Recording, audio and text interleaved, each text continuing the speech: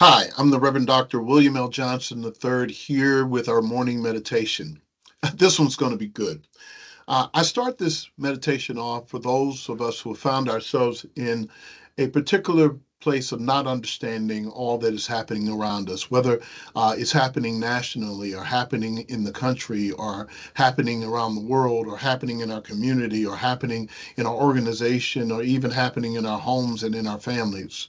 There is this particular challenge that we all face in which we may find ourselves wondering why we are fighting uphill, going against the grain, struggling with things that we should not be struggling with. I often like to frame it this way. If you can imagine that you are tasked with pulling a wagon that's quite heavy up a hill. And while you're trying to pull it up the hill, there's some others who volunteer to help you, but may not very well be helping you while they're pulling the wagon back down the hill. It would seem that is counterintuitive and counterproductive. But in our lives, we found that we have been in positions and in challenging moments in which, when we thought we were working together, we discovered we were working against each other, even though we claimed to be looking out for the same things. That happens in life. I want to share that with you, and I think it's important for us to share this message today as you're navigating your day, navigating your week, navigating your life, that you won't find yourself getting weary in trying to do the right thing or feeling disgruntled or disillusioned by the way life kind of folds out for us. I thought about this message and I thought about the story that comes from the biblical text, and I'll share that in a moment. But I also am imagining that as many of us are finding ourselves in our households and our families, maybe even in the nation, that feeling as we go preparing ourselves for voting and election, that the country feels as if it is pulling in different polar opposite directions. And when we need at the most to be working together, it seems like sometimes that even in our organizations and with among friends, that when we should be putting our shoulder to the grind, we are now having discussions about who's right and who's wrong, while we're losing time and people and efforts to be able to help one another and help each other. So I hope this message today is really going to help us as we journey through. I was listening to the news today, and today there's storms that are coming through, and we know that these hurricanes and things are happening. And while at the same time, there are those who are out there trying to help, and others, Lord God, Lord, in the midst of all of that, Lord, are finding themselves in a place where they are fighting and pushing and struggling with one another. That's what I meant. The storm is pulling them to the place where they're not quite sure if they should accept the help or whether or not they should repel the help that is coming their way. What a dilemma. When help is coming your way and when you're in a crisis, you would think that people would work together. But I want to say that in those crises that are tight and difficult, people sometimes work against the overall plan that they should have to work together. So let me give you a biblical story here so I can refocus about what I want to really try to say. It is the story of Jesus with his disciples as he is navigating the challenges ahead, trying to be able to do what he can to help lift as many people as possible. He's feeding the hungry. He's restoring sight to the blind. He is helping people who are lame to walk. He is performing all of these miracles among the people. And in the midst of that, among his disciples, there is a difference of opinion. Some of his disciples believe for sure that he is the Messiah and that they ought to help him do some of the greater things to help them overcome the Messiah, to overcome Roman domination and to be the king, the reigning king, who will then give them victory over those who find themselves in positions of power over them. There are other disciples who believe that the makings of God's world is not in this world, and so they should just wait until the time comes when God comes back and to fulfill it then at a different time. They know who Jesus is, but they're not quite sure about how to handle and navigate what that means for them in their lives in the right now. Yet there are still others who are there with him 100%, and they believe so strongly in him that they are willing to follow him wherever he goes. Well, the story here is about what happens between Jesus and Judas. And I often, when I'm sharing these stories about the biblical text, especially this one, it is easy for us to identify with the Jesus in us or the God personality or the presence of that is good, but it's hard for us to identify with the Judas that is in us, that which betrays, pulls back, or denies that which is good among us. Well, all of us have a mixture of both. And so instead of just looking externally, I would invite us to look internally as well at the battle and this raging within us between right and wrong, good and bad, the way we should go and the way we should not go, the challenges of handling it on our own or trusting God by faith to handle it in a way that will be best for all. Well, this story is about that. And so, this message that I've entitled The Reason for the Treason is important because treasonous behavior is not as if people were not patriots or identified with a particular belief system or organization or entity. It is that they were very much involved in it and turned away from it in order to bring that very entity down instead of actually lifting it up. It's intriguing here that Jesus' followers believed who he was. Yet, Judas finds a way to betray Jesus, even though he believes that he is the Messiah. And so the question that always troubled me is why would he do that? Why would he betray that in which he loves so very much? Why do people turn against the things that they claim to have invested their lives in and have really given themselves to an organization, to a nation, to a country, to a people, to a family? Why would they turn against it? Well, here's what I believe happens when people come to this place where there is indeed a reason for the treason. And I didn't coin that phrase. I got it from some preacher that I heard, but I can't remember the name, so I apologize already in advance. But I do like the title, the ring of it. It does sound pretty catchy, doesn't it? Well, here's what I've learned: that people usually find themselves in a place of turning against that which they have invested so much in because they've lost faith in themselves. Yeah, they lost faith in themselves. We lose faith in ourselves.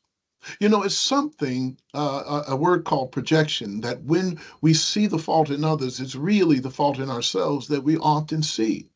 And so that here Judas looks and sees, but he cannot bear the idea of believing that he and the rest of the disciples were going to be left to try to carry out what the legacy of Jesus would have had for them. He would have rather died, betrayed him, forced Jesus into performing some miraculous sign by calling the armies of heaven into play rather than having the weight of having the responsibility on himself to carry out his assignment in the world. And many people feel that way. They begrudge, they resent the idea that is upon them to live out their assignment in the world, to do what it is they're called to do. And instead of doing that, the reason for the treason is that they don't want that responsibility. Asking our children to now grow up and adult is hard for them to do. No one wants to have to do that because it brings responsibility. No one wants to have to be accountable for the choices that they make and who they make them with. And so it's easier to be able to be treasonous in our behavior, turn against even ourselves. In other words, yeah, I've been trying to diet, but there's some things that I just can't pass up, like a Chick-fil-A sandwich, even though I know it's not what I should be eating for the day. In other words, I've committed treason against my own body and against my own person because I didn't believe that I'm going to get where I'm going. That close, I thought I'd lose this much weight, but I didn't make it. So why not go get a bag of M&Ms like I have right here?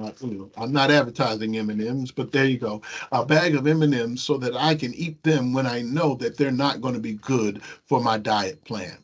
In other words, sometimes when we don't believe in ourselves fully enough, then we'll do the very things that betray the very goals that we set out in the first place. Not only do I think they did not believe in themselves, they lost faith in themselves, but they also lost faith in others. Now, I think this is important, and lost faith in one another. It's a terrible thing to be in a place where you're not quite sure about yourself, but it's another thing to look around and not have faith in the other people who are with you. And this is particularly important as I talk about what's happening in our nation and in the world. It's important to note that none of us can rely on ourselves to make it completely. Yes, yes, yes, we hear all the talk about me, myself, and I.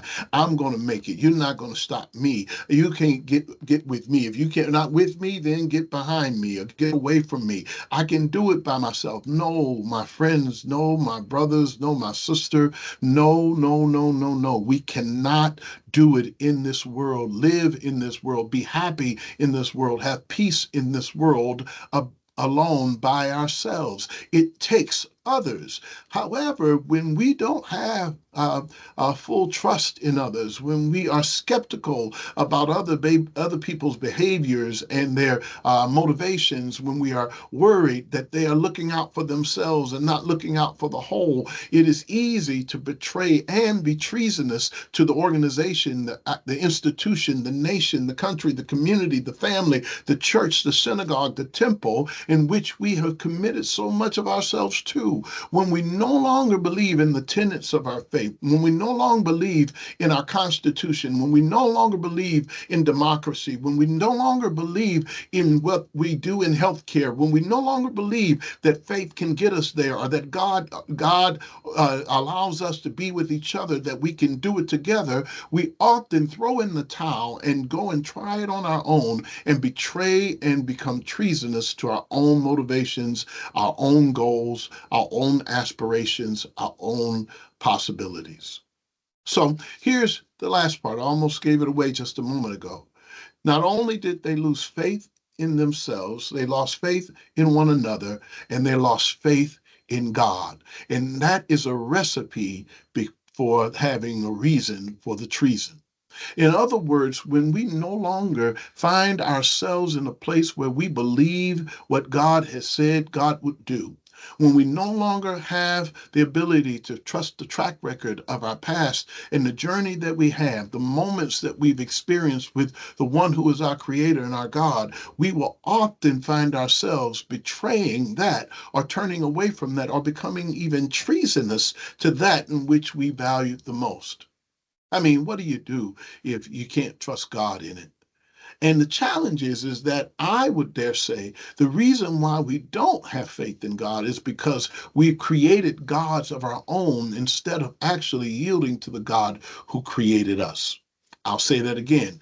Creating gods of our own, creating ideals of our own, creating things that we can manipulate, creating things that we can change, shift so that they like us. They tell us what we want to hear. We won't hear anything other than what it is that we like, what we know. We even position God to be our servant as rather than being the servant of a God who demands of us, gives us life, and gives us guidance, demands of us alignment with those assignments.